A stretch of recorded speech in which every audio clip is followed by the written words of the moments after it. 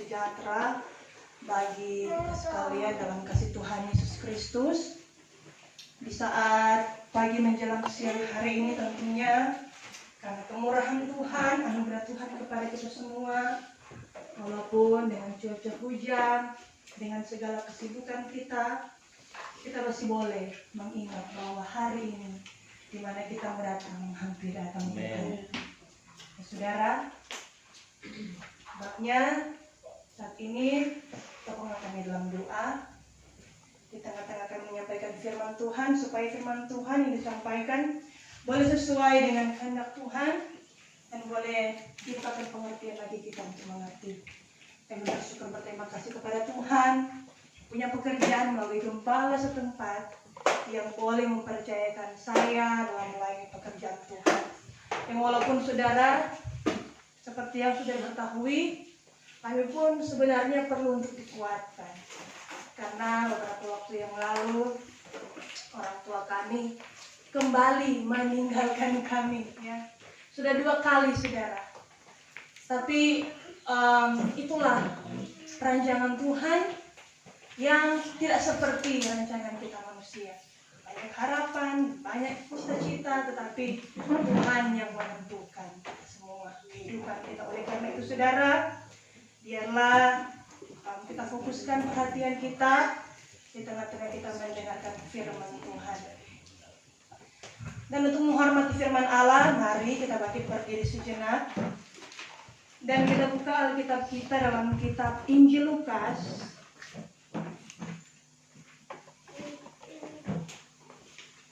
Injil Lukas pasalnya yang ke-12.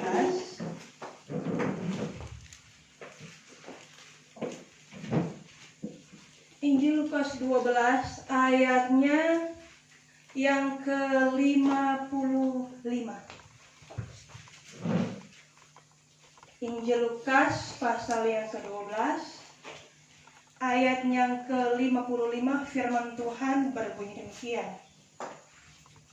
Dan apabila angin selatan bertiup, hari akan panas terik, maka berlakulah demikian. Puji Tuhan. Boleh tolong bacakan dalam terjemahan baru. Dan apabila kamu melihat angin selatan bertiup, kamu berkata, hari akan panas terik, dan hal itu memang terjadi. Puji Tuhan. Silakan duduk kembali.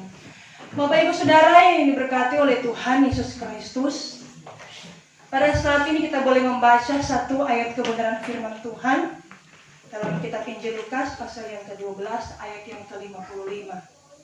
Saudara yang dikasih oleh Tuhan, kalau kita memperhatikan firman Tuhan yang menjadi pokok renungan kita pada saat ini, menyatakan soal angin selatan yang bertiup, yang akan membawa kepada hari yang panas, ya.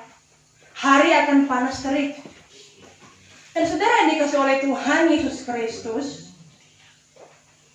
dalam Ayub pasalnya yang ke-37, ayat yang ke-17, di sana menyatakan soal angin selatan.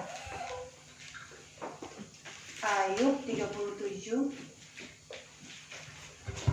ayat 17. Bagaimana terlalu panas pakaianmu, dan apabila diteduhkannya bumi daripada pihak selatan. Coba baca dalam terjemahan baru. Yang ke-17.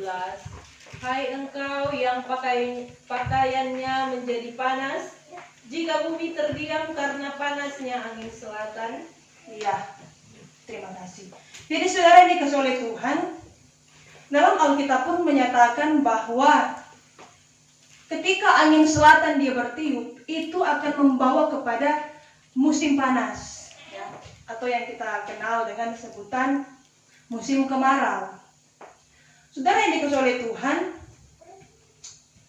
dalam kitab Kidung Agung juga menyatakan, ya, tentang angin-angin yang bertiup dari utara, dari selatan. Coba kita baca di sana supaya lebih jelas.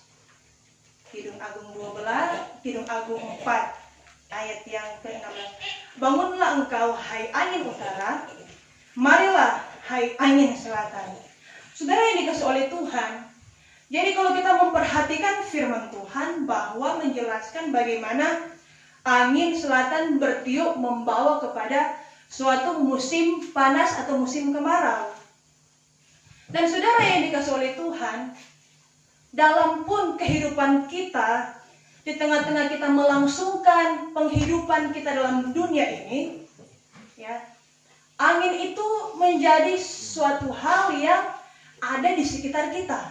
Ya.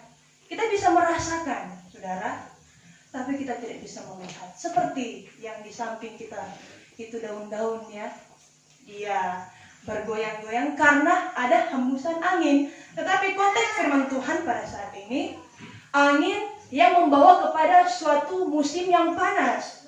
Beberapa waktu lalu saudara terjadi panas, saudara, ya. Bahkan saudara, beberapa tahun yang lalu, kalau kami ingat 2015 ketika kami prakering waktu masih SMK, itu kalau tidak salah itu panas sampai gunung-gunung ada kebakaran-kebakaran ya waktu itu. Jadi saudara yang dikasih oleh Tuhan, kalau terjadi panas yang terik atau musim kemarau, maka dampaknya banyak, saudara. Dalam bumi ini saja, kalau terjadi musim kemarau, ya, akan terjadi kekeringan, kebakaran hutan dan lahan, kekurangan air bersih, ya.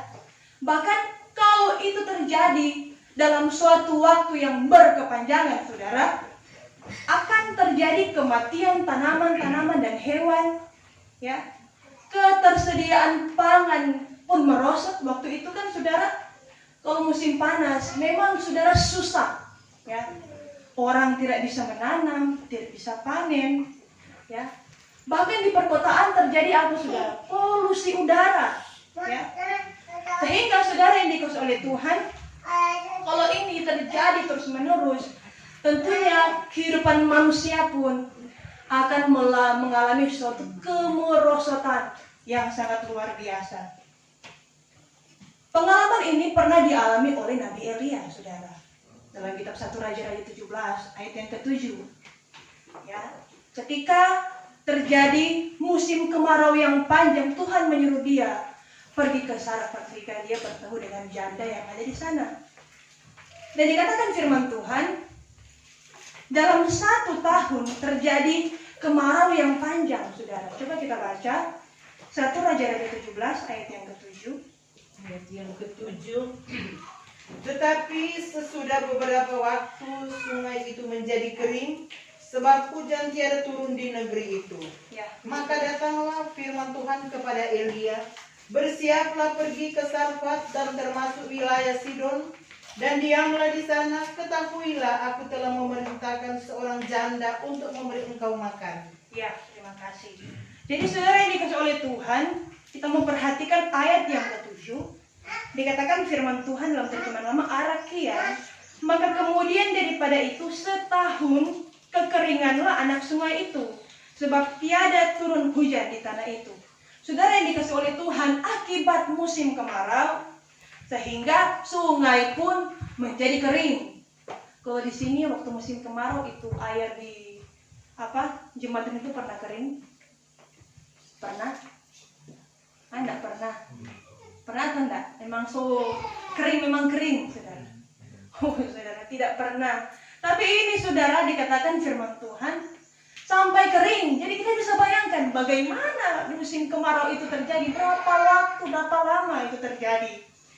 Dan saudara yang dikasih oleh Tuhan Yesus Kristus, ini merupakan suatu hal yang kalau kita lihat, saudara, dengan kacamata jasmani saja, saudara, bagaimana susahnya orang yang hidup di masa itu apabila terjadi kemarau yang panjang, ya.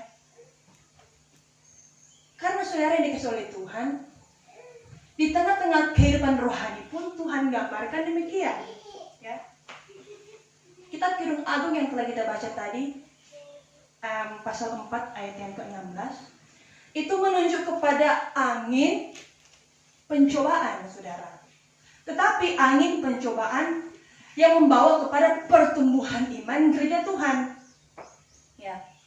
Dan saudara yang dikasih Tuhan, kalau angin itu bertiup, ya, itu hanya terjadi 2 kemungkinan. Kalau ditinjau lewat firman Tuhan Kidung Agung 4 ayat 16, itu membawa suatu keharuman. Coba kita baca sekali lagi. Kidung Agung 4 ayat 16. Ayat 16. Bangunlah hai angin utara dan marilah hai angin selatan. Bertiuplah dalam kebunku supaya semerbaklah bau Ya, sampai di rempah-rempah. situ saja. Jadi bertiuplah kamu dalam tamanku supaya semerbaklah bau harum segala rempah-rempahnya. Jadi saudara yang dikasih oleh Tuhan, kemungkinan yang pertama itu bisa membawa kepada suatu keharuman. Tetapi kemungkinan yang kedua, kalau kita bisa melihat saudara, bisa kalau angin tiup, oh semua terbang. Jadi kemungkinan yang kedua saudara, itu menjadi lenyap, terbang, terbawa angin. Dan saudara yang dikasih oleh Tuhan Yesus Kristus, di tengah-tengah kehidupan saya dan saudara dalam kehidupan rohani kita, Tuhan meluaskan angin ini untuk menghampiri kehidupan saya dan saudara dengan tujuan sama seperti kitab Kidung Agung tadi, menimbulkan keharuman dalam kehidupan gereja Tuhan. Ya. Tetapi saudara yang dikasih oleh Tuhan, ini pun bergantung kepada keadaan iman gereja Tuhan itu. Ya. Apakah bisa membawa kepada keharuman atau malah lenyap, tenggelam saudara, terbang terbawa arus angin itu, saudara yang dikasih oleh Tuhan. Bapak Ibu Saudara, kita memperhatikan firman Tuhan dalam ayat teguh kita menyatakan, angin selatan bertiup, maka katamu hari akan panas terik. Saudara yang dikasih oleh Tuhan, ketika pun angin selatan bertiup membawa kepada suatu musim kemarau, kita bisa melihat hal-hal yang terjadi pada musim kemarau yang saya sudah sebutkan tadi. Dan dia berefek kepada kehidupan manusia yang bisa membuat manusia yang pertama, sehari-hari saja saudara, kalau panas, orang jadi malas mau keluar, betul enggak? Aduh nanti jok sore-sore, panas kuat. Haleluya. Ya.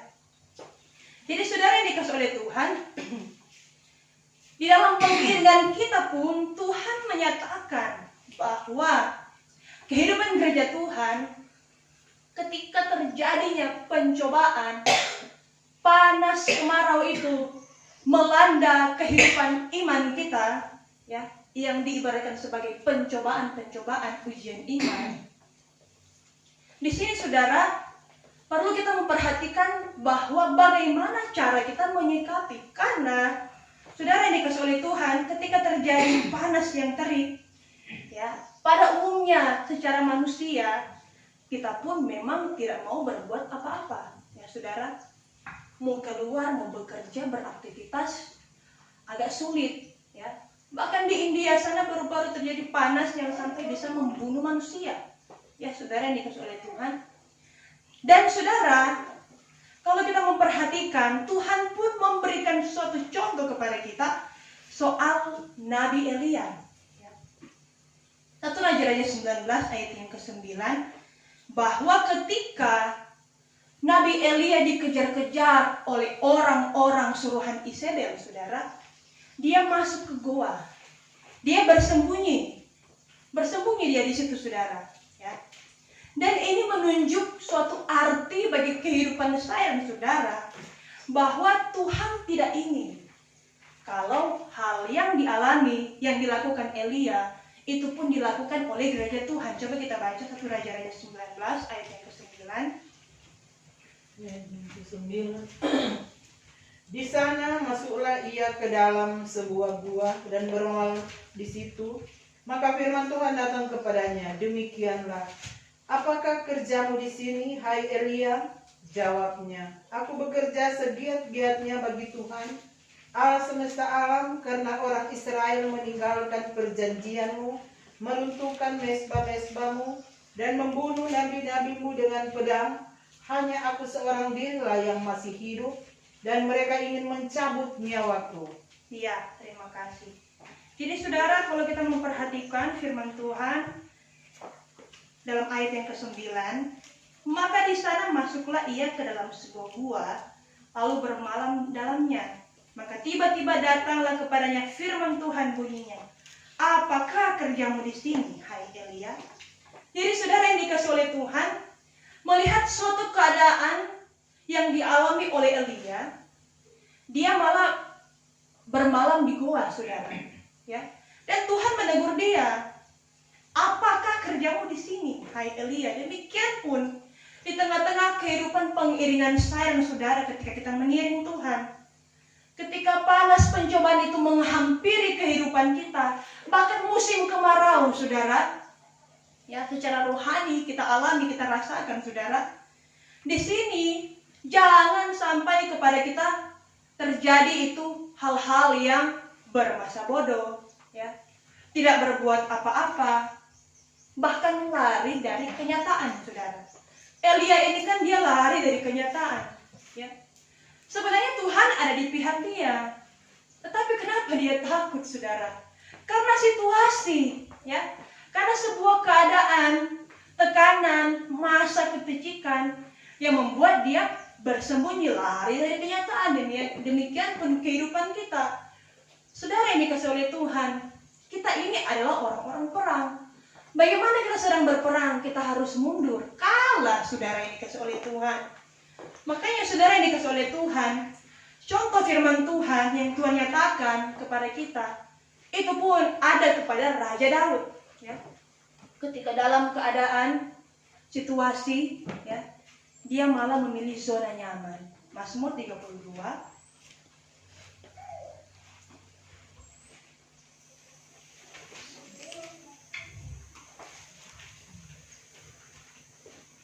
Ayat 3. Sementara aku lagi berdiam diriku, maka tulang-tulangku menjadi tua dalam perangku pada segenap hari. Karena pada siang dan malam tanganmu berat telah menekan aku, dan airku telah kekeringanlah seperti pada musim kemarau adanya. Saudara yang dikasih oleh Tuhan, situasi yang dialami Daud, ya, dia sedang tidak berbuat apa-apa, ya. Dia diam dalam zona nyaman.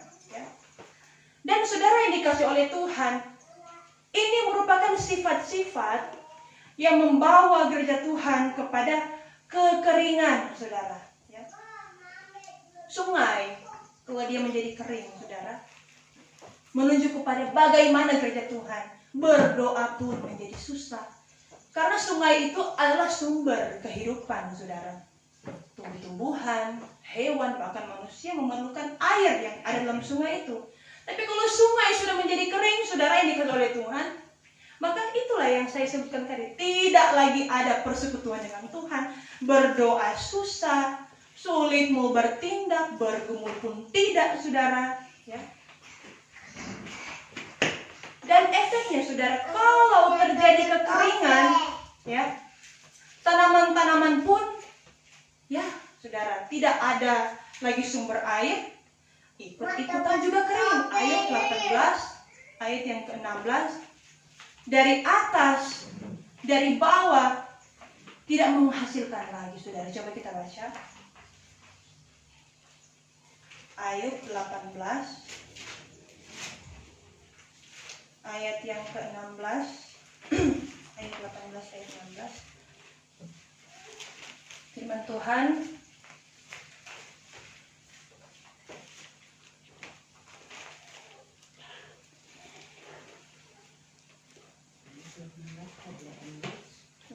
dari bawah menjadi kering segala akarnya, dan dari atas dikerat segala cabangnya. Coba kalau dalam terjemahan baru.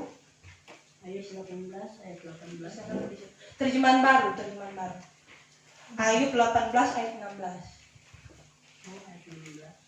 Ayat 18, ayat 16. Di bawah keringlah akar-akarnya, dan di atas layulah rantingnya. Ya, sampai di situ saja. Jadi di atas, jadi apa, saudara? Di bawah DP akar-akar kering. Ya. Dari atas pun cabang-cabangnya menjadi layu. Ya.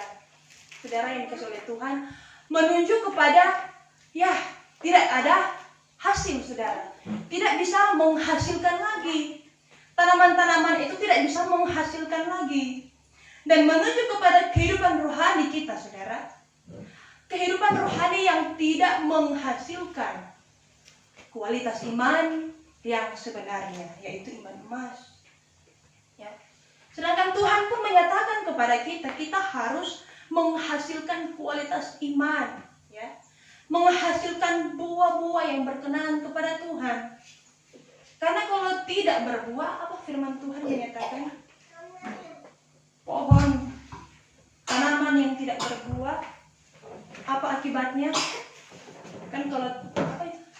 Sudah ya.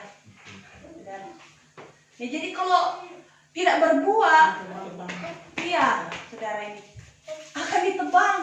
Ya. Artinya saudara tidak lagi bekerja, ya kan?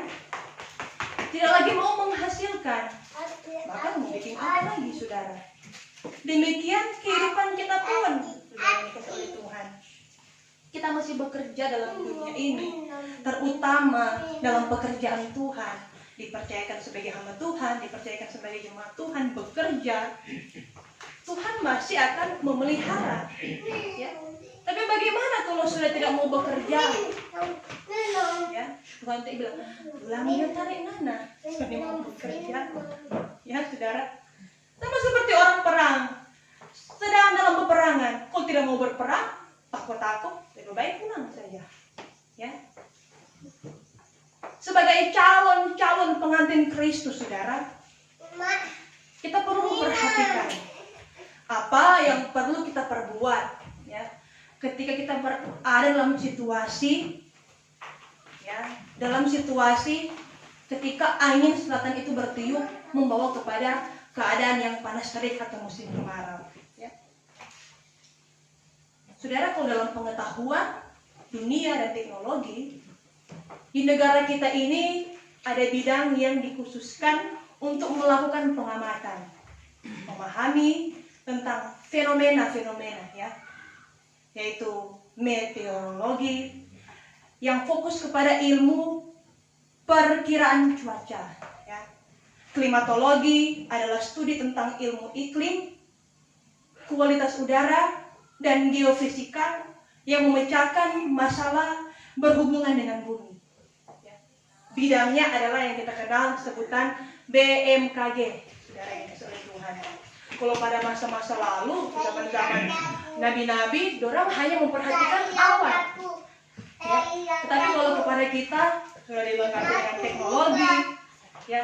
Jadi ada badan khusus, ya, yang menangani hal tersebut, BMKG, saudara. Dan saudara yang dikasihi oleh Tuhan, hal ini pun memberikan gambaran kepada kita. Ya. Kalau dalam dunia ini saja mau terjadi begini, sudah diprediksikan dengan akurat, saudara. Ya. Sudah diprediksikan, bahkan cara-cara penanganan, penanggulangannya, persiapan-persiapannya sudah diketahui, ya. Sudah ada proses-prosesnya seperti itu.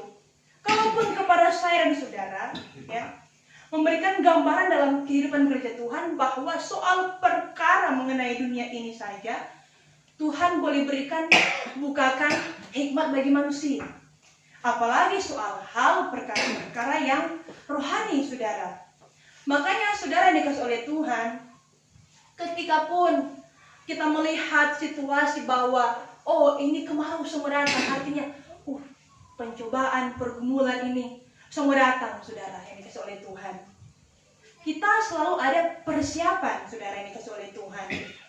Karena firman Allah, ya, menyatakan kepada kita, Tuhan suruh manusia belajar kepada satu binatang kecil.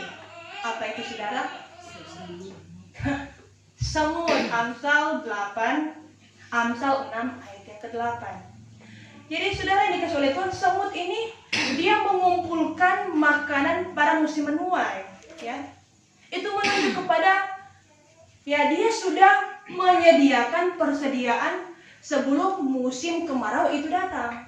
Kalau kepada saya dan saudara secara rohani, kita sudah ada persediaan sebelum masa kepicikan pencobaan itu datang menghampiri kehidupan iman kita. Ya. Tidak menjadi kehidupan rohani yang pasif, tapi menjadi rohani yang aktif, saudara. Ya. Efesus 6 ayat 15, berkasutkan persediaan Injil perdamaian. bicara soal firman dan pengajaran yang harus ada, melekat, disediakan oleh setiap kehidupan gereja Tuhan. Ya. Karena tidak dapat dipungkiri saudara, ketika kita mengiring Tuhan, mempertahankan panggilan Tuhan, pencobaan ini selalu ada menghampiri kehidupan kita. Ya. Musim kemarau, berapa bulan kah? Atau cuma berapa hari kah? Ataupun bertahun-tahun. Saudara, pergumulan kita kan kita pernah merasakan. Tuhan, ini tuh pergumulan cuma begini kelar. Haleluya. Ada Tuhan, terus setengah tahun dia berdoa, ada pergumulan. Itu terus pergumulan. Ada juga saudara yang bertahun-tahun saudara mengalami panas terik, musim kemarau yang panjang saudara. Ya. Pencobaan yang, ujian iman yang kita rasa, Tuhan belum kelar-kelar, ini pergumulan iman. Ya. Menggumuli keluarga kita, ya. Menggumuli hal-hal yang lain yang kita rasa ini sudah cukup lama Tuhan, ya. Sudah cukup lama ini pergumulan, ya. Tetapi saudara, kembali lagi kepada kita. Masihkah kita bekerja, saudara? Ataukah kita tidak bekerja, artinya kita hanya berdiam diri, bukan berdiam diri di bawah kaki Tuhan, bukan. Tapi berdiam diri arti yang lain yang saya sebutkan tadi, seperti Elia, bermasa bodoh, saudara. Ya. Dia hanya berada kepada zona nyaman, bahkan mengabaikan pergumulan, lari dari kenyataan. Ya, saudara, ini kasut oleh Tuhan. Oleh karena itu, saudara, kasut persediaan Injil perdamaian ini benar-benar harus menjadi perlengkapan dalam kehidupan saya dan saudara. Karena saudara, ini kasih oleh Tuhan, ketika kita mempunyai persediaan ini saudara, Rom 5 ayat 3 sampai 5, itu adalah suatu kelimpahan rohani kepada kita walaupun dalam kesukaran. Coba kita baca Rom pasal yang ke-5 atau Roma 5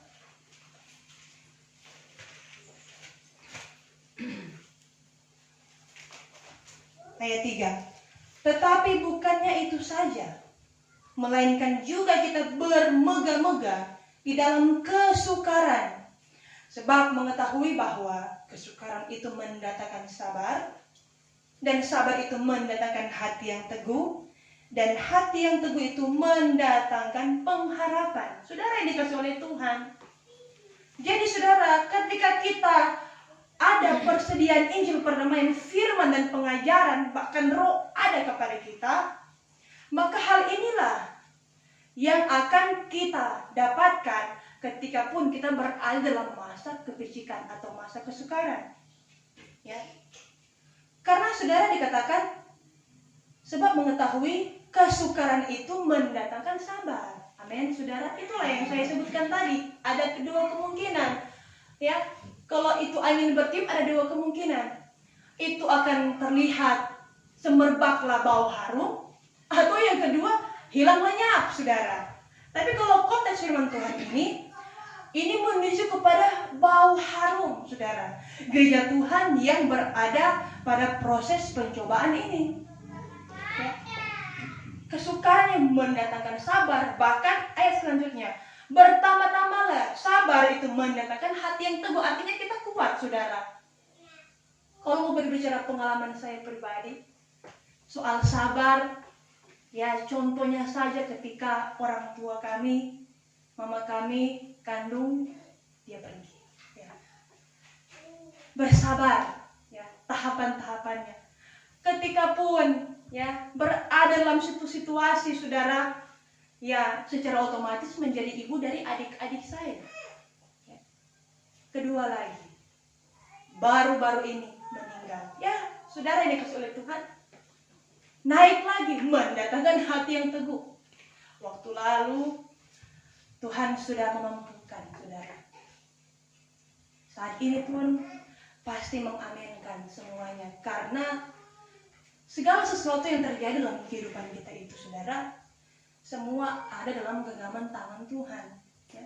Tapi saya bersyukur kedua orang tua kami ini mereka selamat karena ada petunjuk-petunjuk Tuhan. Ya. Kalau mama kami, dia sudah mimpi sebelum dia meninggal, dia sudah berada di taman. Ya. Kalau Mbak Dian, orang tua kami yang kedua ini, dia pun dilihat lewat penglihatan-penglihatan, sudah berada di taman bercerita dengan Tuhan Yesus di taman, saudara, sambil menikmati buah-buah di sana. Jadi saudara yang oleh Tuhan, ketika pun secara manusia, memang secara manusia daging kita meronta-ronta. Tuhan kenapa ini sudah 2 kali Tuhan? Ya, memangnya orang ini manusia tidak ada perasaan, Tuhan punya hati, merasakan sakit hati, merasakan kekecewaan, ya, dan lain sebagainya. Tetapi mengapa Tuhan luaskan? Firman Tuhan ini menyatakan kepada kita, ketika kita sabar, kita pun mendatangkan hati yang teguh, hati yang kuat, saudara. Ya, teguh itu kan dia berdiri tetap, tidak bergerak, saudara. Artinya beriman terus memandang kepada Tuhan walaupun banyak pencobaan datang. Ketika mendatangkan hati yang teguh, dikatakan firman Allah, hati yang teguh itu mendatangkan pengharapan. Ya, saudara yang dikasih oleh Tuhan, pengharapan ini adalah bagaimana ketika kita mempunyai suatu harap di waktu yang akan datang. Itu kan pengharapan belum terjadi sekarang, tapi yang akan terjadi nanti, saudara. Pengharapan, dan ayat yang kelima menyatakan pengharapan itu tiada mempermalukan. Amin, saudara. Bahwa pengharapan kita dalam Tuhan itu tidak mempermalukan. Sebab kasih Allah sudah dicurahkan rata ke dalam hati kita oleh Roh Kudus yang dikaruniakan kepada kita. Jadi saudara yang dikasih oleh Tuhan, setiap proses-proses ini, musim panas yang berkepanjangan sekalipun, Tuhan luaskan kepada kita karena ini, saudara. Ya, pengharapan di dalam Tuhan. Bukan berharap kepada manusia, tetapi pengharapan yang tiada mempermalukan itu hanya berasal daripada Tuhan saja. Amin, saudara. Sehingga saudara yang dikasih oleh Tuhan, kita pun bisa melewati proses demi proses ini, saudara. Kemarau yang panjang pun kita bisa lewati, ya.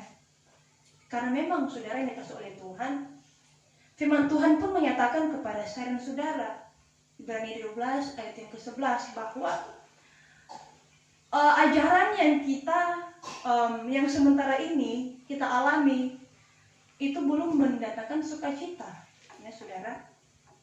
Ibrani 12 ayat yang ke-11. Adapun segala ajaran bagi sementara ini belum mendatangkan sukacita, makanya ada pengharapan, saudara.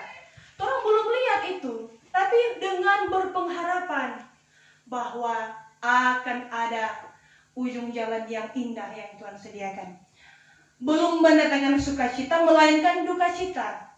Tetapi kemudian kelak dikeluarkannya kebenaran akan buahnya, yang mendatangkan sentosa kepada orang yang mahir dengan ajaran itu. Saudara, pengharapan itu ibarat seperti hujan. Ya. Ketika terjadi panas yang berkepanjangan, sama yang tadi malam, terjadi hujan. Haleluya. Kalau di Kanonan, orang senang. Tuh kacang-kacang sudah siram dengan air, saudara. Oh, so senang orang ini karena sehujan akan. Ya, kalau orang BPT cingke, aduh, mau jemur cingke, sehujan. Ya, saudara ini kasih oleh Tuhan. Tapi itulah berganti-ganti, ya, saudara ini kasih oleh Tuhan. Konteks firman Tuhan, ya, pengharapan itu berbicara hujan yang dikatakan firman Allah, Ibrani 12 ayat 11, mendatangkan sentosa, ya, saudara yang dikasih oleh Tuhan, menyejukkan kehidupan kita, bahwa ternyata saudara ada sukacita di balik duka cita, saudara, ya. Sehingga saudara yang dikasih oleh Tuhan, apabila kita menjadi orang-orang yang sudah tahan uji, dikatakan menjadi yang mendatangkan sentosa kepada orang yang mahir dengan ajaran itu. Jadi kita menjadi mahir. Firman Tuhan pun menyatakan kepada kita, berbahagialah Yakub 1 ayat yang ke-12. Berbahagialah orang yang sabar menanggung pencobaan. Haleluya. Berbahagialah orang yang sabar menanggung pencobaan, karena sesudah ia tahan uji, ia akan menerima kelak mahkota hidup yang dijanjikan Allah kepada segala orang yang mengasihi Dia. Jadi saudara dikasih oleh Tuhan, apabila kita tahan uji, apabila kita sabar, apabila kita mau bekerja, waktu kita mengalami kepicikan sekalipun, saudara, firman Allah ini menjamin, berbahagialah orang yang sabar menanggung pencobaan. Dikatakan selanjutnya, dia akan menerima kelak mahkota hidup. Saudara ini dikasih oleh Tuhan, mahkota hidup yang bukan dunia berikan, tetapi yang Tuhan Allah berikan kepada kita. Ya. Tuhan telah janjikan kepada kita kalau kita mengasihi Dia. Saudara yang dikasih oleh Tuhan. Jadi saudara yang dikasih oleh Tuhan, ketika kita mendapatkan masalah, pergumulan panas yang ada solusinya, saudara, yang pertama kita harus peka, kita bisa membaca situasi, ya. Contoh tadi saya sudah berikan, kalau BMKG, mau ujang jam begini hari ini, makanya kalau saya mau ke Kanonang, saya cek dulu di HP. Dan ujang di Ton Sewer, tamu lihat akan ini Pak Sony atau panas, saudara, ya. Yang kayak Pak Sony sempat, coba lihat dulu ke sana tuh di HP, ya, kayak semua cek. Pak Ujang apa? Berarti salah antar. Ya, saudara yang dikasih oleh Tuhan. Itu teknologi dunia. Kalau soal tentang surga, Roh Kudus Tuhan berikan kepada kita. Menjadi penolong kepada kita. Bahkan membuat kita menjadi orang-orang yang peka terhadap situasi. Ya. Karena saudara, ketika kita pernah mengalami situasi masa kepicikan, dan kita pun berada kepada situasi yang akan kita alami kembali masa kepicikan itu, saudara, kita kan sudah punya kuasa Roh Kudus. Pasti kita sudah, begini Kang, tasu pikir-pikir kok mau begini dia. Pernah enggak kita mengalami hal ini demikian? Tasu pikir-pikir mau begitu, ya. Lain saudara yang dikasih oleh Tuhan, kita berpikir terkadang saudara proses-proses Tuhan itu berbeda-beda, ya. Tetapi di sini Tuhan menyatakan kepada kita bagaimana kepekaan kita terhadap perbuatan tangan Tuhan. Karena saudara, dalam kitab Kidung Agung tadi, itu kan, hai angin utara, angin selatan itu kan Tuhan meluaskan. Ya. Berarti Tuhan meluaskan kepada kita. Berarti Tuhan juga yang akan memampukan menyelesaikan pergumulan kita. Makanya saudara yang dikasih oleh Tuhan, ketika pun kita berada dalam situasi itu, sudah ada persediaan, ya. Persediaan kepada kita yaitu kasut Injil perdamaian yang harus selalu kita pakai, ya. Karena kalau kasut kan itu tempatnya harus dipakai terus, saudara. Kalau tidak dipakai, ya kena kotor lah telapak kaki. Tak injang pece, tak injang duri, saudara. Dan itu mempengaruhi kehidupan gereja Tuhan. Sebabnya saudara yang dikasih oleh Tuhan, di tengah-tengah pergumulan pencobaan yang kita hampiri, di tengah-tengah kita mengiring mempertahankan panggilan Tuhan, mengerti kehendak Tuhan, itu yang harus kita dahulukan. Karena kalau kita mengerti maksud Tuhan, semuanya pasti akan kita bisa lewati. Tapi kalau tidak mengerti maksud Tuhan, tiup, terbang, dan lenyap. Puji Tuhan. Inilah firman Tuhan yang pembawanya masih jauh dari sempurna, tapi firman Allah sempurna adanya, menyempurnakan, memberikan pengertian lebih jauh di tengah-tengah kehidupan kita semua. Dan untuk selanjutnya, acara saat ini kami serahkan kepada Gembala.